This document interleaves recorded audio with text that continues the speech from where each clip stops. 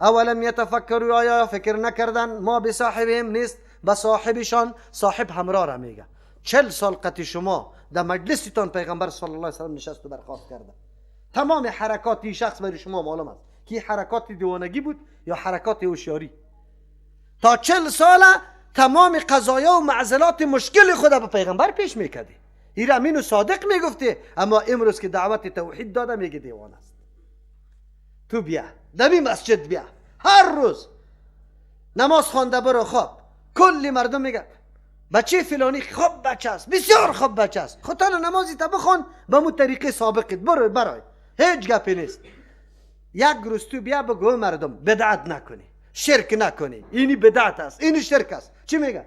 خوب بچه بود والا خراب شد. دیگه چی میگه؟ دیوانه آدم است، دیوانه است، خراب شده. پیغمبر علیه السلام الله متعال میگه تعجب نیست، 40 سال زندگی صاحبتان است، همراهتان است، همراه همنشین، صاحب همنشین و همراه را میگه. نیست بالای همراه و همنشینتان من جنت، هیچ نوع دیوانگی. دیوانگی خاص بیعقلی میشه که عقل از بین رفته باشه. و محمد رسول الله در بین بشریت کامل ترین عقل است کیست؟ از رسول الله صلی الله علیه وسلم. ان هو الا نذیر مبین. نیست ای پیغمبر مگر بیم دهنده است. چقدر به کمال شفقت شما را از عذاب الله از امیال خبر میده، اما شما بدبختا نمیدانی. پیغمبر دلش میسوزه که شما تا شرک کرده رو است میموری یک درم جهنم میره. آشکارا شما را بیم میده از جهنم که این کارای جهنمی است، نکنه ایرا. و دیگه گپ نداره، فقط به این خاطر شما دیوانه میگی امروزم که تو مردم از شرک من نمیکنی، برش میگی که این شرک است، یا سخی صاحب گفتن شرک است، عالی بخاطر تو دشمنی را پیدا میکنه. میگه نه. یک، اولم ینظروا فی ملکوت السماوات والارض. بله، اگر حالات خودی پیغمبر علیه السلام ارزیابی نکرده، از او چی نتیجه گیری نکرده، لا اقل دمی نظم و نظام دنیا خوب ببینی.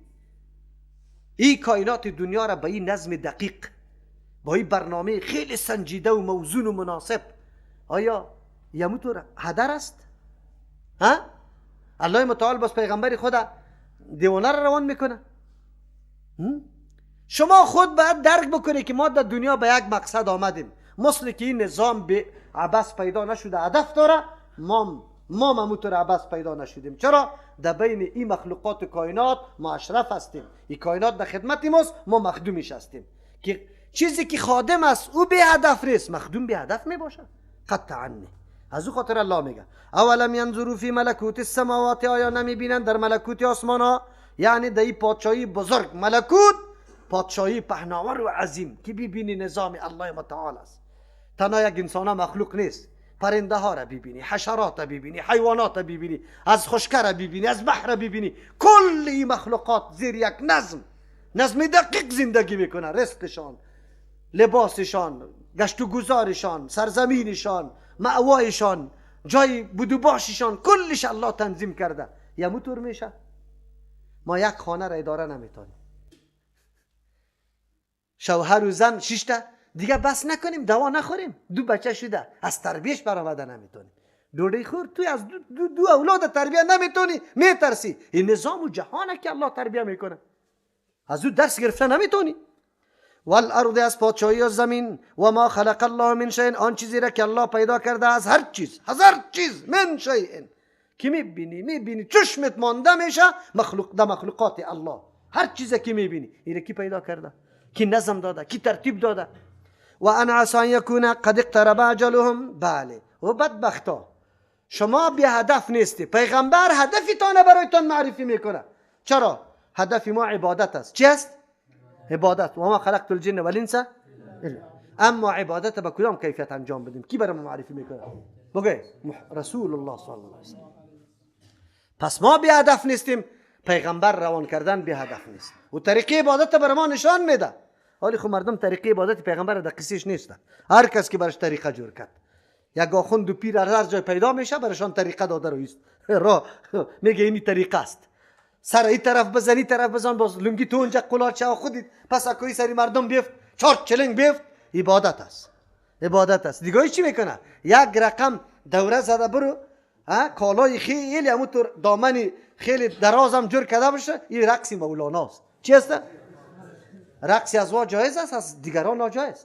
یا بیت میخونه جایز است، از دیگران ناجایز. ها؟ بدعت از یا حسن است، از دیگران سیئه. عجیب است. هر چیزی که میکنه برای خود جایز است، دیگه مردم میگریست. و ان عسى يكون قد اقترب اجلهم، و این قریب است که نزدیک شده باشه تاریخی از یا. ای مردم، انسان باید لحظات عمر خود ببینه تا که رسول الله صلی الله علیه و سلم با این برنامه دقیق خود، با تایید معجزات شما را درس میده، شما را طرف جنت دعوت میده، اما شما بازم اصلا دیوانه خود شماستی. چرا اجلتان نزدیک میشه اما هیچ از این سرمایه هایی که الله داده بود هیچ استفاده نکرده؟ پس ناگهان الله شما را میگیره، باز کجا؟ باز به کدام چیز ایمان میاره؟ فبأي حدیث بعده یؤمنون، به کدام سخن بعد از قرآن کریم شما یا ایمان میاره؟ با این کتاب الله متعال، وقتی که این کتاب الله که با این برنامه های دقیق و سنجیده و منظم و تایید توسط اعجازش مکمل شده، آیا کسی هست؟ باز به کدام کتاب یا ایمان داره؟ خیلی ختم میشه، عمرتان ختم میشه، اما آخر در دشمنی پیغمبر صلی الله علیه و سلم. این در بدری خودتان است. ما یضلل الله فلا هادی، کسی را که الله گمراه بسازه کسی هدایت کننده برش نیست. الله هر کس گمراه نمیسازه، اما کس گمراه میسازه که مسیر خود انتخاب کرده برای گمراهی. هر کس گمراه نمیسازه. و یذرهم فی طغیانهم یعمهون، میگذاره یاره درون سرکشیشان، یعمهون که ایران بگردن، هر طرف سراسیمه بگردن، حقیقت پیدا نکنه. چرا که خودشان انتخاب کرده، راه غلط انتخاب کرده، در بیابان رفته که راستی هم را گم میکنه. حالی دیگه بی سرنوشت است. نشانه که زده شده بود، در سرکی که نشانه زده شده بود، هر کیلومتر برش معلومات داده شده بود، او سرک اعلا کرده، در دشت حرکت کرده، خامخا را گم میکنه. برنامه دقیقی رسول الله صلی الله علیه و سلم که نشانی زده شده، این را اعلا کرده، در دشتا و بیابان حرکت کرده، دیگه خامخا از بین میره. در اینجا برای ما واضح شد که بعد از قرآن و بعد از حدیث اگر کسی بازم ایمان نمیاره، آلی برش واضح میشه که این آدم بسیار بدبخت است. چرا که از اینکه بالاتر موعظه و نصیحت دیگه وجود نداره. یسألونک عن الساعة ایان مرساها، این بدبختا سوال از وقوع قیامت میکنه. چی آمادگی برش داره؟ برای انسان مناسب نیست قیامت سوال بکنه. به انسان مناسب است چی کرده، عمر خود ارزیابی کنه، ما سبقی خود در پیش روی خود بیاره. چند سال هستم؟ 40 ساله. 40 سال هستم. در 40 سال نمازای ما پوره بود یا نه؟ به جماعت بود یا نه؟ به خشوع بود یا نه؟ در وقتش خواندم یا نه؟ چه رقم خواندم؟ 40 سالم تیر شده، چندین اولاد دارم، چطور برنامه در خانه داشتم، با پدر و مادر، با اولاد، با زن، چی روشی داشتم؟ انسان فکر میکنه. آمادگی به این بگی که اینا نزدیک شدم، رئیستم، میرم از دنیا. از قیامت چی سوال میکنی؟ یسألونک، از تو سوال دارن پیغمبر علیه السلام عن الساعه، از وقوع قیامت کی است؟ ایان مرساها، کدام وقت وقوع قیامت است؟ قل بگوی پیغمبر علیه السلام انما علمها عند ربی، یقینا علم وقوع قیامت به نزد پروردگارم است.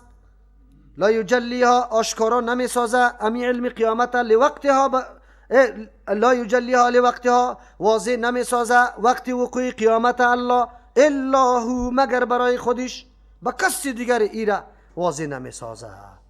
چرا؟ قیامت یقینا دو نکته خیلی گنگ داره و سبب حیبت است. و کدام؟ ثقلت فی السماوات والارض، دشوار است، سنگین است حیبت قیامت در آسمان ها و زمین. اول خو قیامت وقوعش آنقدر دشوار و سنگین است که آسمان ها و زمین تابه نداره. چرا نداره؟ این نظم و نظام، این سیاره ها، این آسمانی پهناور، این زمین، کلش ریزه ریزه، فقط پشم نداف شده واره کل عهن المنفوش، تزروح ریاح، بادا ایره میپرانه. این نظام و این جهان دیگرگون میشه، صحنه دیگر تغییر میخوره، صحنه دیگری میآید. از او خاطر خیلی سخت است وقوع قیامت.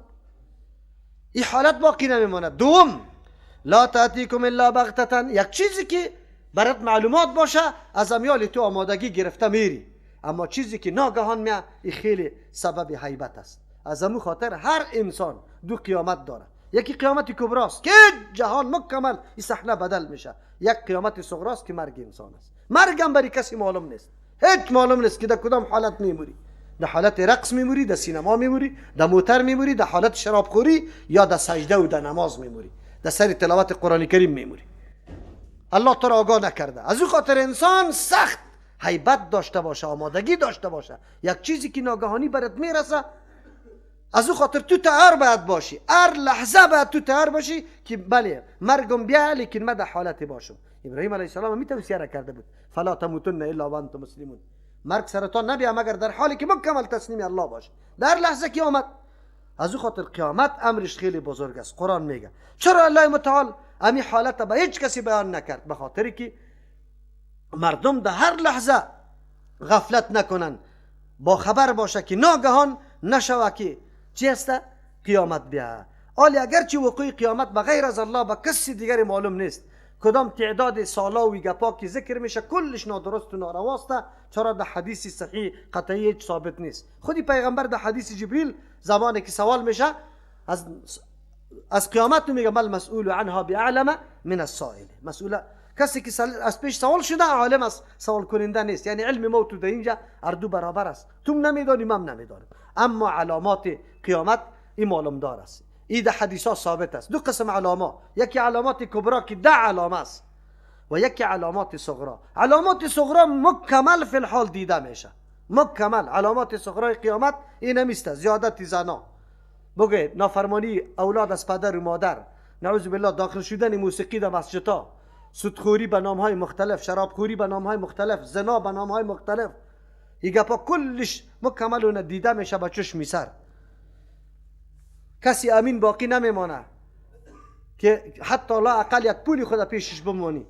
امیطور حالت میاد، امیطور حالت آمده، هیچ کسی اعتماد سری کسی نمیکنه. یسالونک کانک حفی عنها، از تو سوال میکنه پیغمبر علیه السلام از وقت و حقیقتش، تو بگویی که حفی، خیلی حریص هستی، خیلی تحقیق کننده و تلاش کننده هستی در مورد قیامت. یعنی اگر تو تحقیق هم بکنی برای چیزی حاصل نمیشه، چرا که الله علم از را پنهان کرده. قل بگوی پیغمبر علیه السلام انما علمها عند الله، یقینا علم قیامت به نزد الله متعال است. ولكن اکثر الناس لا يعلمون، لیکن اکثر مردم نمیدانه. چرا؟ از او خاطر سوالا میکنه که کی است. از بی علمی انسان کار نگیره، قیامت به کسی معلوم نیست. پس اینه در این آیت الله میگه ولكن اکثر الناس لا يعلمون، علمش به نزد الله متعال است، پیغمبر نمیدانه، پس کسی دیگری چی میدانه؟ و روایت های مجعولی که بعضی فرقه ها نقل میکنه که 70,000 سال چیسته، 7,000 سال به قیامت باقی مونده، خلاص. این گپا غلط است. یکی و او وصیت‌نامه که به نام شیخ احمد از مدینه چاپ میشه، بدبختا بازور کاپی کده میره که کسی اگری کاپی نکنه در خانهش غم چی میشه؟ تاله میشه. تأسف است مردم ما به یک وصیت دروغین یک نفر عقیده داره، او را 7 ورق چاپ میکنه به خاطر که غم پیدا نشه. باز دموجا دروغ دیگه شه، دروغ صریح ذکر شده که اگر کردی در خانه دینی قر خوشی میاد، حالا که نه خوشی میبینی نه چیز. در اونجا میگه در روزی 60,000 نفر میموره، یکیش ایمان نداره. روزی 60,000 کی بموره، خدا یک ما چقدر شد؟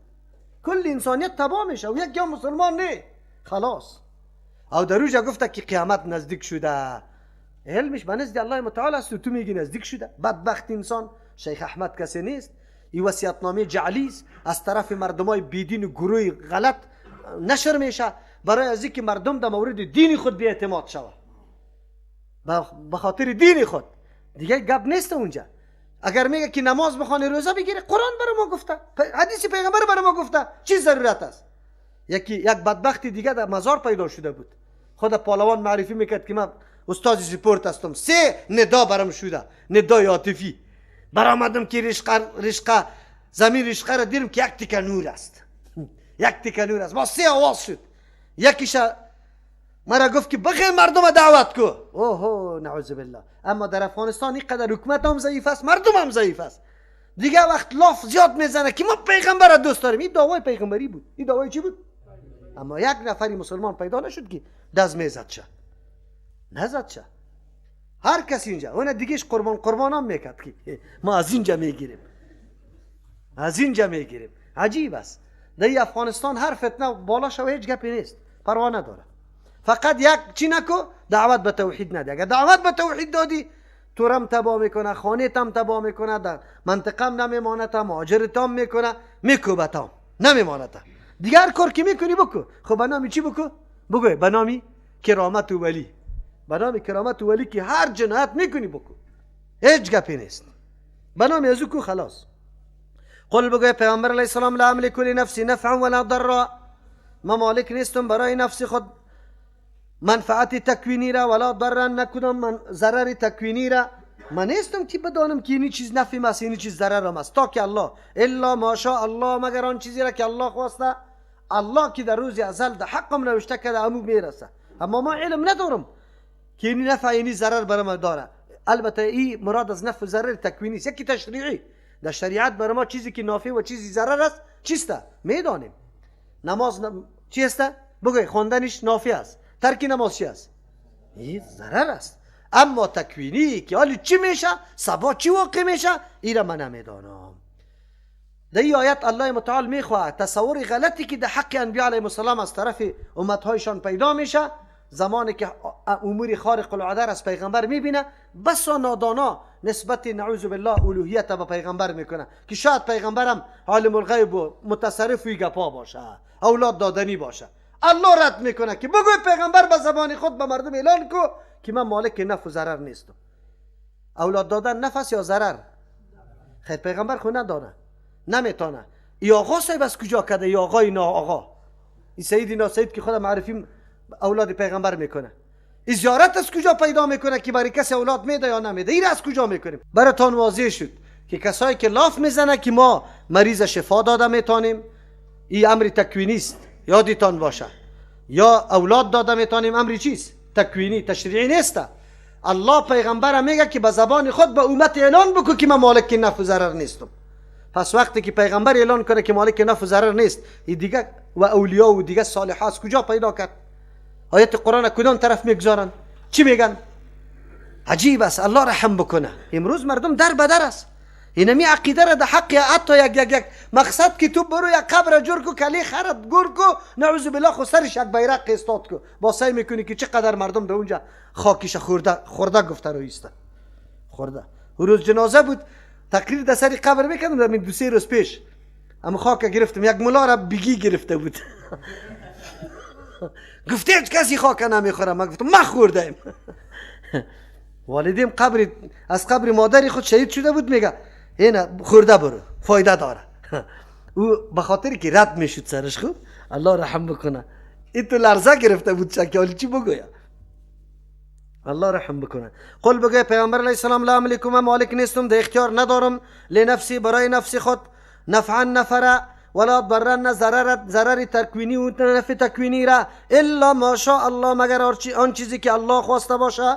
ولو كنت عالم الغیب، اگر ما عالم غیب، تصرف خو نفکت، آل اختیارات و تصرف خو پیغمبر نفکت، علم آلی سیکو. ولو كنت عالم الغیب، اگر ما می بودم که عالم به غیب می بودم، لاستكثرت من الخیر، برای خود خیره، یعنی آن چیزی که منفعت است، منفعت تکوینی، زیاد می ساختم، هیچگاه اذیت برم نمی رسید. پیغمبر علیه السلام اگر علم غیب می داشت، 70 نفر در زکوان و در روعل قریه ها بود، جهینه، در اونجا روان کرد به خاطر قاریاره، به خاطر تعلیمی از و مطالبه کرده بود، اما در راه 69 نفر قاری را شهید کردن. چند؟ اگر پیغمبر علیه السلام علم می داشت روان میکرد؟ اگر علم داشت و روان کرده، خب باز کلام خیانت به قاریای خود کرده، چطور شده میتونه؟ این گپ غلط است. الله وقتی پیغمبر علم غیب نداره، این کاهنا و ساحرای بدبختی خبیثی، این مردم ها که در راه نشسته، مردم فریب داده رو ایسته، برای تو میگه 4 زن در نصیبیت است، 3 زن در نصیبیت است. یا از کجا یاد گرفتن؟ اگر یا بدبخت ها بفهمه خود از خاک میکشه، از خاک بالا میکنه. نه همیایی که میگه ما گمشدگی رو پیدا میکنیم، اینی جرایات داریم، خب علی چرا دست سری معدن ها نمیره؟ یک جای پود هیچ کسان قطش نباشه، یک جا بکاوه تیلایش بکشه، آرام آرام قصرها رو برای خود جور کنه. چرا نمیتونه؟ باز که هر چیز از هر جای آوردن برای تو میگه فکرت باشه که باز ما در خانه روان میکنم. در خانه ما روان نکو، در بانک بوش روان کو، کلی دلارش پشت کرده بیاره دوره خور. چرا؟ ولو كنت اعلم الغیب، اگر من می بودم عالم غیب، لاستکثرت من الخیر، زیاد میکردم برای خود خیره. و ما مسنی السوء، هیچگاه تکلیف رنج برم نمی رسید، فقر ناداری برم نمی رسید، هیچ ضرر. ان انا الا نذیر و بشیر، نیستم مگر من هستم بسیار به کمال شفقت بیم دهنده از عذاب الله، در صورتی که شما نپذیره، که نپذیره از او عذاب الله شما را بیم میدم. و بشیر، خوش خبری دهنده در صورتی که شما بپذیره. برای کی؟ لقوم یؤمنون، برای قومی که ایمان میاره. مقصد اصلی نبوت ما چیست؟ رساندن احکام الله، احکام شرعی است، نه تکوینی که شما سوال قیامت از پیش ما میکنی. سوال قیامت هم من امور تکوینی را نمیدانم، ما مسائل تشریعی را میدانم. انبیاء علیهم السلام در علم تشریعی اول بر علماست که الله برش نصیب کرده. چرا؟ شریعت هر پیغمبر اول میفهمه. موسی علیه السلام علم چی داشت؟